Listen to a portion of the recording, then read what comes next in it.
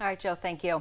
Well, following a lengthy phone call between President Trump and Russian President Vladimir Putin, Trump says Russia and Ukraine will immediately start negotiations towards a ceasefire. And some people question Putin's sincerity in ending the war after launching a massive strike against Ukraine right before that phone call.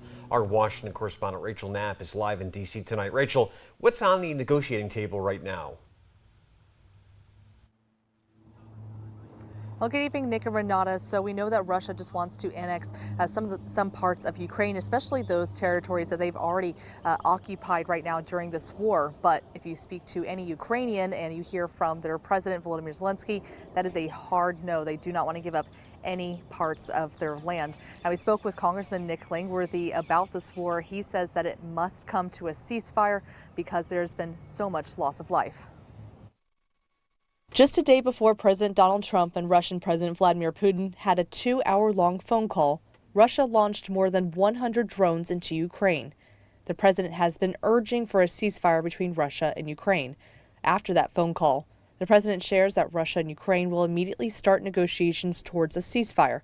Ukraine has repeatedly criticized Russia for not halting their attacks during potential negotiations.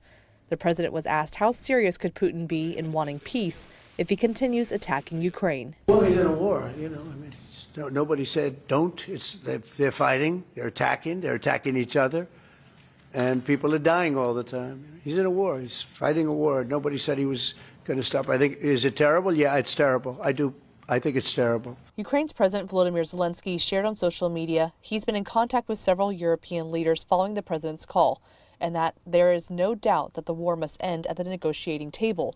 Ukraine is ready for any negotiation format that delivers results. And if Russia continues to put forward unrealistic conditions and undermine progress, there must be tough consequences. We need to see a ceasefire, and I think the president wants to see this war end. Congressional members we spoke with say the loss of life from this war is staggering. I think that's one of the things that for people who are really looking at it, when he says 5,000 lives a week are being lost, he said this is something we've got to get fixed. The money's an issue, the protection's an issue, but more than anything else, the loss of life is a big issue. This war needs to come to a conclusion, and I hope the president is successful in forcing a ceasefire. If both sides need to be serious, so to get this done. Nick and Renata, as for where these negotiations can take place, the president says the Vatican could potentially host those negotiation talks. Now, as the newly elected Pope, Pope Leo, in one of his first remarks, called for peace between Russia and Ukraine. Nick and Renata, back to you. All right, Rachel, thank you so much. Well, coming up in sports,